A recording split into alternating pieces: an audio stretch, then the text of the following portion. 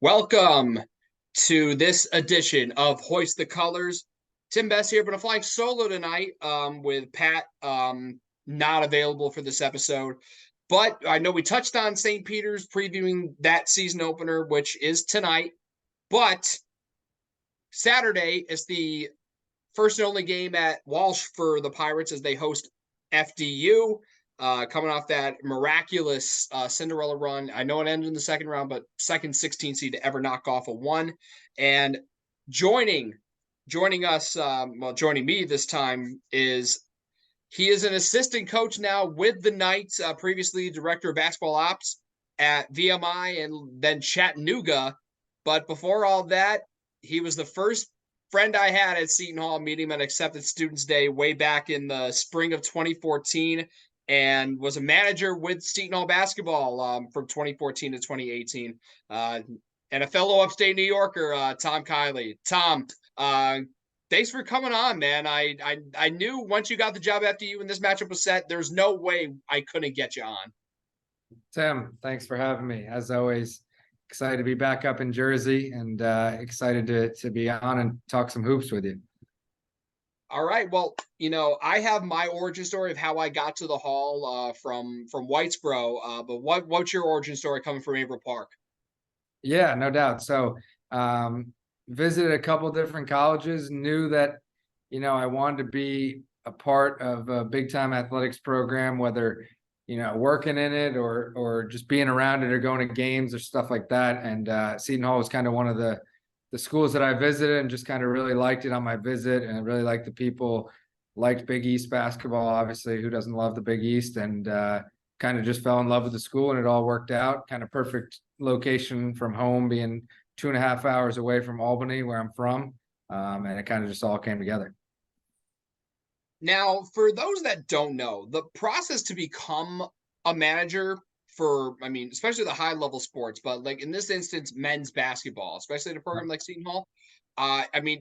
Talk me through the process of how you got to where you were and some of the managers. I know them off the top of my head, but I'd love to have you take me a trip down memory lane through some of the managers, the elder statesmen from our first 2 years that kind of helped pave the way for you to essentially take a leadership role and then get to where you are now. Yeah, for sure. So obviously played sports my whole life, played basketball my whole life.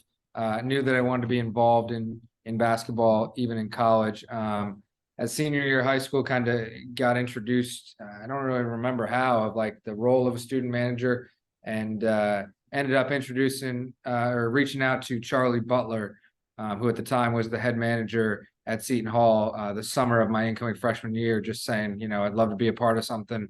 Would you have any interest? Charlie's now at Maryland as director of operations. He does a great job. And so kind of got an interview with him and Ryan Whalen, who's at Seton Hall now, and just kind of, expressed kind of my interest, did some questions, and, got the job. A lot of people wanted it. I was just lucky enough to get the opportunity. And then, as you said, just kind of keep your head down, try to learned a ton from Coach Willard, Coach Holloway, Coach Grant, all the guys, Coach Hill, all the guys that were there, and kind of just worked my way up. And as you get older and they know they can trust you with stuff, they start giving you more responsibilities, and kind of, began to take on more responsibilities and really fell in love with the coaching side of the game. I'll say this right now, that group of managers, dating back to, Charlie being a senior our freshman year, and even going all the way to our senior year, down to the freshman managers when we were seniors, I'm telling you, that was an elite crew and great cast of characters. I feel like it must have been fun to always go to the Walsh Gym each and every day, but, talk to us about, some of the, I know some of the answers to this, but some of the great characters that, made coming to the Walsh Gym, even for like early mornings, late nights, made it worthwhile. Yeah, for sure. Those guys, like, you become really close with them. Really early in my career, I just started every time I wasn't in class, I'd be in the locker room, I'd be in the office, just trying to, soak up stuff, take on more responsibilities. And then you see like a lot of guys that were managers with me kind of, are still involved in sports to this day. Obviously you have Trey Morton, who's director of ops at Fordham. We're playing them this year. We still talk almost daily, me and him, and I talk to a lot of these guys. Brian Robbins is working in basketball. Charlie's working in basketball in Maryland. A bunch of guys. Anthony Madel's at the NBA. Ethan Cheese doing some things. And then even some guys that got out of basketball, Jared Gasper, Nick Romano, Greg Shields. I don't want to forget anybody, but a lot of guys who, people love to hire athletes, but they love to hire managers too, because, they're low maintenance. They just want to get the job done. They just want to be a part of something. And, a lot of the work is not glamorous, but, you really need a strong work ethic, and the coaches really, valued them and kind of helped us in our careers after. So speaking of strong work ethic, that is a big reason why 2016 even happened. I still talk about it to this day, like a lot of people talk about national championship teams, and for good reason. Tell me about like what the work ethic was like, seeing these guys behind closed doors, putting the work in and putting a lot of, pardon my language here, a lot of the bullshit that happened the year prior, putting that behind them and putting Seton Hall back on the map and back in the tournament conversation where it's kind of stayed for the last 7-8 years. Yeah, I don't know. I don't want to take any credit at all as a manager. You're just there to make sure everything goes smooth. But obviously, Coach Willard and the staff did an unbelievable job of turning that place around and getting it rolling. And then obviously the players, you don't win without great players. But I think really just that group of, the guys that were freshmen when we were freshmen, the players just came in and kind of changed everything. I still remember watching the Super Bowl and having Isaiah Whitehead text me and be like, "Hey, do you know where the aux or the extension cord for the gun is?" And he was getting up shots during the Super Bowl. Like, those guys really worked. They lived in the gym. Obviously, like, they weren't big like go out guys. They were, let's play pickup, let's get in the gym. And obviously, that type of culture kind of built what we saw for the next couple of years and what they're still kind of building on today. And obviously all that goes to the credit of Coach Willard and the players and the rest of the staff. Now, we can't not also talk about those 3 magical nights in New York. And you were part of that managerial crew, a core 4, if you will, with Quentin Briggs as the head guy, and then you, Nick, and Trey as the joining queue on the sidelines. You can just, from start to finish. Take me through just that entire 3-day whirlwind of taking down Creighton, and then of course number 5 Xavier, and the one everyone wants to talk about still to this day, that magical upset of number 3 Villanova. Yeah, for sure. Obviously the Garden, there's nothing like it. And coaching in the South the last 5 years, like, people know the Garden, but until you're there, you can't really explain why it is. Like, kids in the South, like, oh, I know the Garden, yeah, the Garden, but like, until you're playing a game, there's just something about the lights or something about the way that, it's on top of the train station or something. It's just a really special place. And obviously, putting together that run after a tough year the year before was just a lot of fun. And like, obviously, again, credit to the players and coaches, but to be a part of that, to be hey, you win and you got to go right back to the hotel, put ice in everybody's, bathtub and get everybody iced up. And now we're printing out scouting reports and we're worried about film for the next scout, and just, one game at a time, but just, everything clicking at the right time and getting timely contributions from guys off the bench that maybe hadn't, had big games all season, but they just came together at the right time. And it was just, a really special time where, obviously we did something that hadn't been done at Seton Hall in a while. It hasn't been done since. So was a really, really, fun time and, memories that I'll remember for the rest of my life for sure. What would you say are like most fond memory from that entire run? I feel like it would have to come from Championship Saturday, but what are the things you remember most from that just wild run in March 2016? Yeah, to be honest, like, I tell recruits now to this day, like, there's nothing like playing in the NCAA tournament, and there's nothing like sitting with your guys on Selection Sunday and being like, where are we going, who we playing, seeing your name pop up there, and just the feeling of winning the conference tournament, knowing that there's no way that they can keep you out. Like, the next day is such a celebration. Even the years later where we, didn't win the conference tournament and we knew we were in, there's still always that, that slight thing of like, hey, where are we going to be? Are we definitely in? All that stuff. And just the feeling of winning a championship is the number one thing you start out at the start of the season is win the conference championship. And just to accomplish that, to be in New York City with so many Seton Hall fans and to have the short ride back to campus and get some time to celebrate after, again, just lifelong memories that, you can't really put one on it, but the selection show, all that whole thing, and then immediately packing up and just the experience of the NCAA tournament, just as a manager, like just being a part of it, just, being on the side, but just the NCAA tournament, there's nothing like it. Just the NCAA does an unbelievable job with the logistics of the tournament and stuff like that, and they make you feel like a big deal when you're there. And so that's just something that it gives you a taste of something that you're chasing for the rest of your career as a coach every year. And I need to ask also, because I know we had Grant Billmeyer on a couple episodes ago, but from your perspective, I mean, tell me about the big and one from Zeke, and your perspective. I mean, just of the play first and foremost. I mean, not just the end result, but how that entire play unfolded. Yeah. Even preempting it. I mean, we don't see closely guarded 5-second calls anymore, but you drew one to get the ball back, and then of course the iconic Kevin Willard falling to the floor and well, in elation in a good way. Yeah, no doubt. I mean, obviously Isaiah, unbelievable player. Once he gets a step on somebody, he's by him. Strong player, just got by his man, helped slid over late. Wasn't close enough for a charge, and just an unbelievable play to kind of seal the game. And what a great play to not only remember just winning the game, but to have an iconic play for Seton Hall fans. I mean, just an unbelievable play, and something that, again, will be on walls and replays and YouTube forever for Seton Hall fans.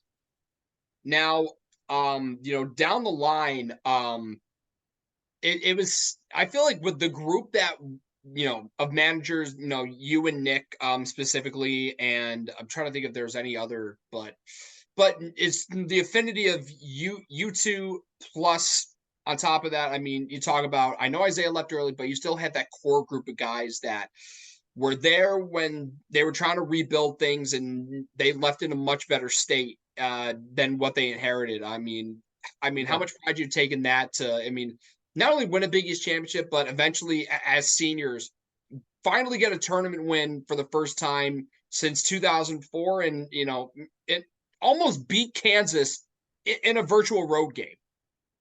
Yeah, and I think it's unique now with, the transfer portal and stuff, like to come in.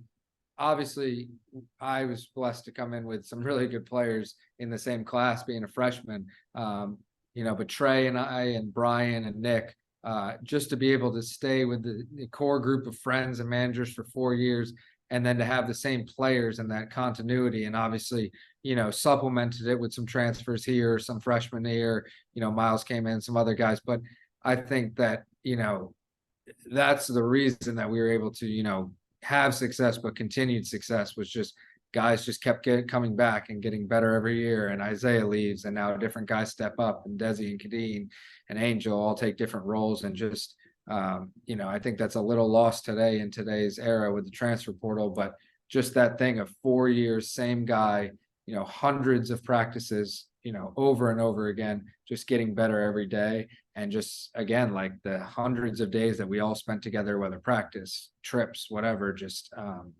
really became close as a group between the staff continuity. Didn't have a lot of guys leave the staff, didn't have a lot of players leave, managers, same guys, like just was a really good, kind of meshing of people that stayed together for 4 years and obviously won a ton of games.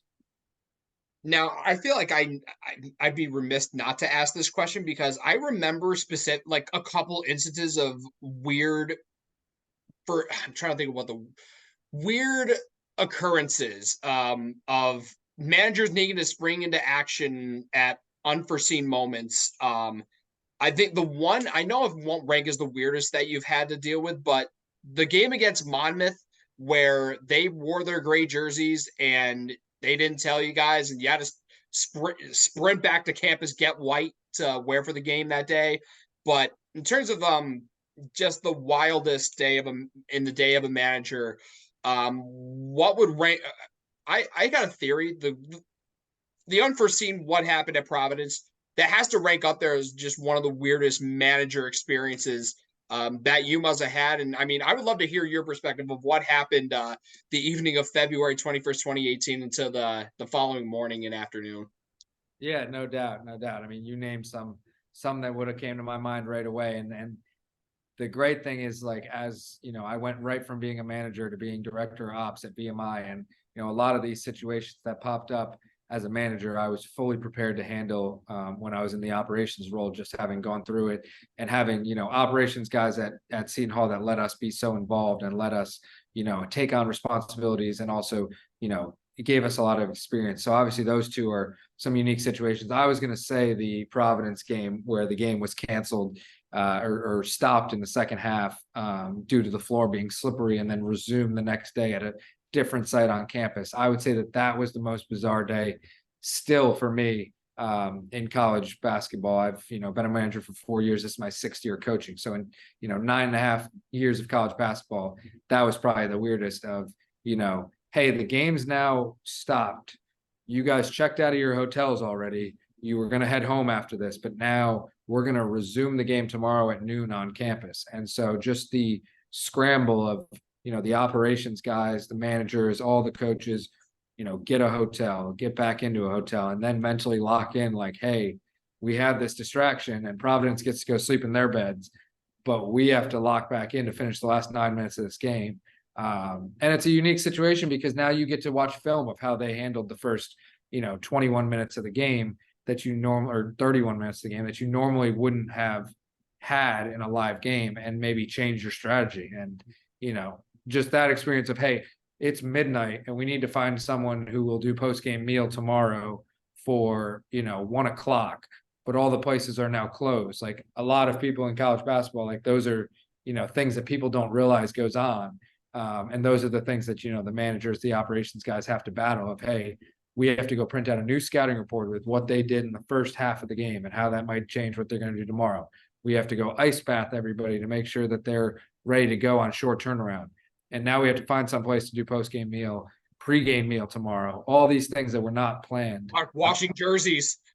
Yeah. Wash the jerseys, have them ready, dried out, all that stuff. And so there's a lot of, that was definitely a unique situation. And looking back, I laugh about it, especially since we won. But just getting to the game the next day and doing pre-game warm-ups and, you know, thinking, hey, we only have 9 minutes left, so we're probably not going to sub very much. So there's guys that, you know, they're probably not going to play. Like, we're going to ride our guys. Like, these guys can play 9 minutes. They have you just rested. So it was just a really unique situation of like something that you'll never probably see again, and just thinking on the fly and problem solving for sure. Yeah, and top of that, I mean, talking about different game planning. I mean, you had to work a completely new game plan when after Desi went down. Right. Because of that, because of the aforementioned floor issue, and freshman Miles Kala to step in, and I still remember 13 minutes were left in that game because I did, as you know, SOU, and it was 33-30 the last 13 minutes. I'll never forget it. There was a decent amount of offense, but then it just escalated. I'm like, oh my God, like, who would have thought we'd have a 90-point outburst from the Hall and Angel getting another double-double and all that good stuff. But also, there's something weird to think about. Kevin Willard, because of the whole washing issue, he couldn't get his suit back. So he essentially started the new trend of what became a norm during COVID of the tracksuit. Right. I mean, I need your take on. I mean, what's your personal style? You like being you like the more casual look, or do you like how getting things back to where they were? So I know Coach Willard has gone back and forth, and I know he was at suits again at one point. I don't know what he's doing this season, but I was actually a suit guy. Even when they changed to COVID, I was a suit guy. And then my boss went casual, and I went casual for one game, and I won't go back unless I have to. I mean, just the being able to move on the sideline and not feel, you know, like you're ripping out of your suit and stuff. I'm a casual guy right here. This is going to be one of my go-tos during the season. Might see that in Walsh. We'll see. Got to match the boss, man. Good. Yeah, that's 100% a good call. Now, I mean, let's talk about the transition going from manager to Dobo, as is referred to in the basketball world. Not going from Seton Hall down down a peg. You're going to VMI. I feel like that's a unique environment. VMI, Virginia Military Institute. It's almost like a different breed. So, what was that transition like going from manager to taking on this role with the Keydets, right? Basically, like right away. Yeah, no doubt. No, I was lucky enough that a lot of people get the graduate assistant role and then ops. VMI is such a small school, you know, that I was able to kind of through my connections and using Coach Willard and Coach Grant and those guys, like they really helped me get the job. I worked a bunch of camps at the hoop group in the summer, got connected with a bunch of people, just did a bunch of networking, and kind of was fortunate enough to get on with Coach Dan Earl at VMI. And right into that ops role. And at first, no idea what I was doing. But in fact, my first week, I realized like almost everything I was doing, I had been involved with, at Seton Hall from a travel logistics standpoint and stuff like that. So, that experience at Seton Hall really, really did prepare me for my job as operations. As people don't know, like operations is basically anything that doesn't involve recruiting and scouting that the assistant coaches, that's basically what they do. It falls on ops. So class scheduling, lifts, like anything, meals, it's just a constant. You don't know what your day is going to be. But Seton Hall really prepared me for that. And, and then, you start to get involved more in the basketball as you get your feet wet, and they start involving you in scouts and recruiting, on campus recruiting, stuff like that. But obviously, as you said, like a military school, you come from Seton Hall where the players have a lot of freedom. It's a normal college experience. You go right into the military where you only get a small block of time to practice. You might have military training the day before a game. It's not necessarily an environment that is set up to win a lot of basketball games, but it's an unbelievable place. You get to coach really good, high character guys, and the education is unbelievable. But it's a challenging job for sure. And I think that Coach Earl did an unbelievable job, and we were able to become very competitive in a very good Southern Conference, which the record doesn't always indicate it, but I think the fact that he's now the head coach at Chattanooga, one of the best mid-major jobs in that league, shows that the kind of coach that he is, regardless of how hard the job was. And you were under Coach Earl for 5 years between VMI and Chattanooga. So coming over to FDU, a hell of a lot closer to home. But I know you and I had this discussion, privately. But what was it that made you want to take the leap, from basketball ops guy to getting a more firm spot on the bench as an assistant coach? No doubt, no doubt. My 5 years with Coach Earl, 4 at VMI and then 1 at Chattanooga was unbelievable. He is like family to me. We still talk every day. I consider him my biggest mentor in coaching, and he did so many things for me, and he really pushed me to get this job as well. Just because the natural inclination for someone, is to go from ops to, director, or to an assistant coach from director of basketball operations. And kind of, he knew that was my goal, was to become an assistant coach, and someday potentially a head coach, one step at a time. But, with it just made a lot of sense with, I had a lot of connections to Coach Castleberry here. Coach Earl knew him really well. Coach Castleberry went to VMI, played at VMI, coached at VMI, and then was at the Citadel when I was at VMI. So knew a lot of the same people, knew each other a little bit. And just being, a Jersey guy, being from up here, it just made a lot of sense. And Coach Earl was instrumental kind of on helping me get this job, but also, supporting me for sure. And while he would have loved for me to stay, we were together for a long time. I really appreciate him, wanting the best for my career and kind of helping me here. Now, I know obviously it's a completely different staff, but compared to what we saw in March in Columbus with the Knights upsetting Purdue. But I mean, how cool must it be to, you're coming into a program that a lot of people know nationally now because of that unbelievable upset. So I mean, I guess my question in mind is,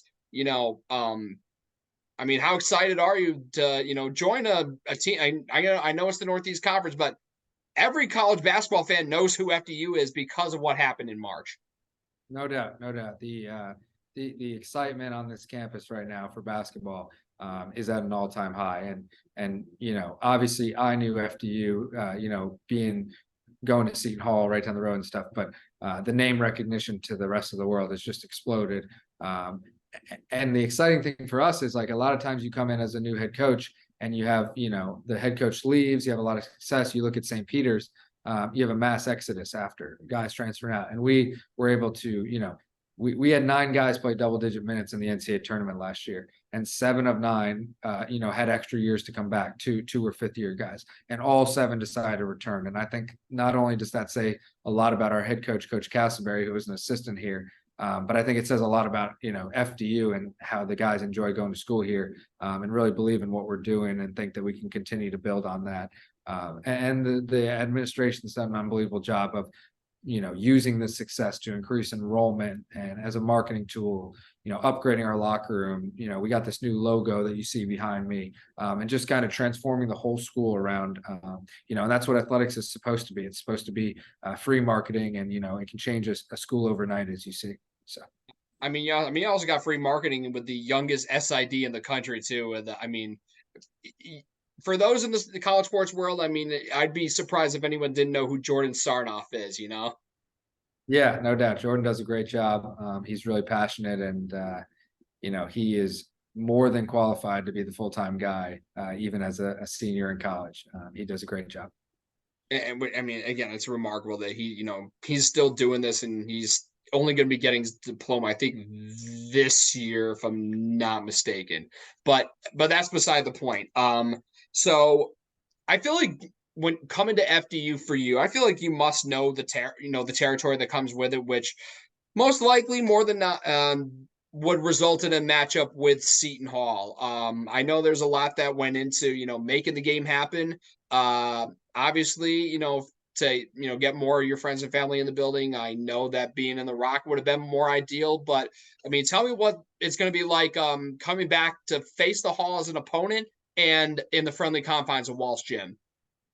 Yeah, for sure. So obviously, with my relationship, in me doing the schedule, as well as Ryan Whalen doing the schedule over there, and he was the guy who first hired me as a manager, and he's an unbelievable coach, unbelievable guy, and we kind of reached out as I got here, and I said, "Hey, coach, you looking for games, whatever?" Obviously, FDU has played Seton Hall a lot over the last couple of years. The last 2 years, I don't think they had, or maybe 2 years ago they did. But just kind of scheduling game is so crazy. Fans and players and everybody, they don't understand. Like it is a 12-month thing. I'm working on next year's schedule right now. It's just constant negotiations. You have to make sure the dates line up. And even when the dates line up, like you said, like Seton Hall doesn't have Prudential Center available that day. So we're playing in Walsh, which so it just happened to all come together where they had the 11th open, we had the 11th open, and kind of fit perfectly in it. And obviously, I was pushing for it as an alum, and I'm excited to get back there for sure. Really, really excited about the game. Now, so you actually have not one but 2 games before that one. I think you're on the road Monday, and then you finally get your home opener on Wednesday. So you're going to be playing a lot of basketball in a short amount of time. Not to jump ahead, but it's hard to play that amount of basketball in such a short time. And I know it's normal for this time of the year because of all the Feast Week tournaments and whatnot. But to start the season like that, what's the mentality with your guys? And you obviously want to get in the win column no matter who you're playing, but be playing a lot of ball and then playing arguably the toughest opponent of that stretch, be in the Hall at the end of it. Yeah, no doubt. It's another scheduling tech that people don't realize. So we only have 9 teams in our league, so we have to squeeze a couple more non-conference games into November and December than some others do. So kind of just worked out that way that we're going to play 3 in the first week, but not overlooking any games. Obviously Seton Hall, we're talking about this one. That's the 3rd night, but we're fired up about our opening game at Buffalo on Monday.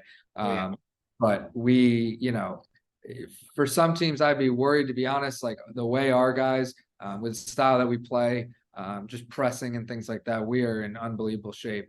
Really, really well-conditioned team. It's really a big part of what we do. And so I don't see any problems with having 3 games that first week. Our guys will be, ready and excited. So for Seton Hall fans and just anyone who might be coming into the building in Walsh on Saturday, I know we asked Grant Billmeyer about his NJIT guys, guys to look for, but who are some guys that you're excited about with your squad this season? Guys to watch for, when they come into Walsh.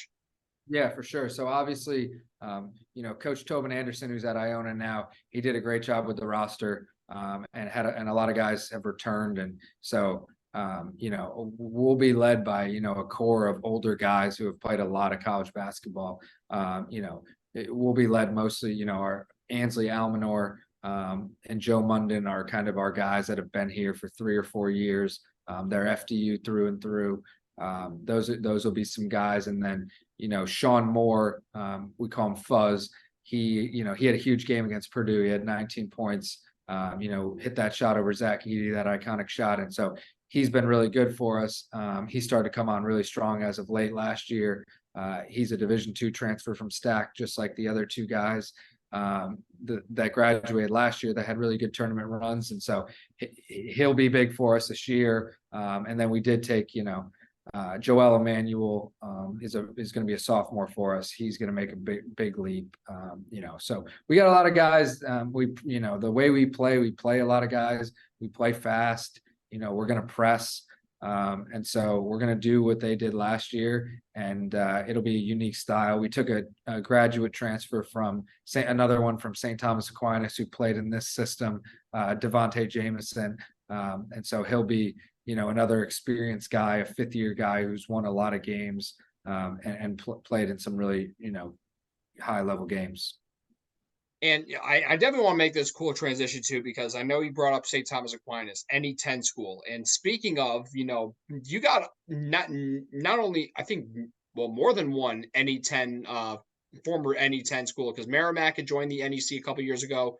And now you add Lemoyne to the mix. I know that with the schedule and how it's lined up. I mean, you already know I'm going to be at Lemoyne when your team comes to town there. But you look at the NEC and you look at how with all these new teams, and especially I don't know how much seeing college football, but JMU's undefeated in football, but yet because of the transition, they can't even make a bowl game. But looking in the NEC with these new teams coming in and making an impact, I mean, I feel like that's got to get your juices flowing, knowing that these D2 teams are coming up hungry, which is only going to elevate your play. And obviously, you got a Northeast Conference title to defend. No doubt. And funny enough, you say that we did not win the conference tournament last year or the regular season. Merrimack won the conference tournament and the regular season, but was not eligible for the tournament, like you said, with JMU. So, that's a chip on our guys' shoulders. Like they take that as, hey, we did, they did really big things last year. I don't want to take any credit for it, but the job's not finished. They still didn't win a conference championship. And so that's something that our guys took personal. And they really want to make sure this year that there's no excuses of, hey, they didn't deserve to go to the tournament, anything like that. They want to, leave no doubt, win the conference tournament, win the regular season. But as you said, these NET, some of these D2 teams, I mean, Stonehill came up last year and finished 3rd, if I'm not wrong. Right. First year Division I. So, I mean, there's high level basketball. A lot of these D2s, you see transfers coming up and contributing right away. And so you got to be ready to play every night, regardless of what conference. But I think the NEC is going to be very competitive this year for sure. I forgot another example. I think 2022 Bellarmine won the ASUN, but Jacksonville State, they were the next in line, so they got lucked in. But the only difference is FDU. You got your team cashed in on it last year, but again, for those that don't know, Teaneck is not very far away from South Orange. I think it's pretty damn close. So the way in which I promoted, hey, go out and see Grant Billmeyer's team at NJIT. I guess I'm going to give you this opportunity now to pitch, why Fans should catch the Knights in Teaneck, and that I think your gym is probably one of the more underrated and unique environments in not just in the Northeast of New Jersey, but also like in all college basketball. It's hard to find an environment and a gym quite like your home gym in Teaneck. So I'll leave the floor to you to make that pitch. Yeah, no doubt. I mean, the roof of the Rothman Center is really cool with the wood and very historic. And you know, like I said, like obviously before Coach Anderson came in, they had a one or two rough years here, but there's been a lot of winning at FDU. You know, they've been to 7 NCAA tournaments, including 3 of the last 6 NCAA tournaments. So, trying to keep things rolling. Like you said, like it's a good facility. We've made some upgrades, obviously, since the tournament. Just unveiled a banner last night about the Purdue game, and have a lot of guys back and play a fun style.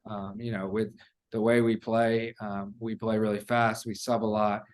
We press 94 feet, and so would love to have anybody out. I think it's some of these smaller schools, some of the best basketball environments you can get sometimes at a place that you might not think, but our game day operations do an unbelievable job, and I think it's a really good home court advantage, and we're really excited about our team. Like I said, we have guys that did big things in the NCAA tournament coming back, and as Jersey people have seen the last couple of years, you got to get on these Jersey teams early with Princeton and with St. Peter's and FDU. You might be able to be smart with your friends if you get on some of these local teams early and know about the good basketball that's being played.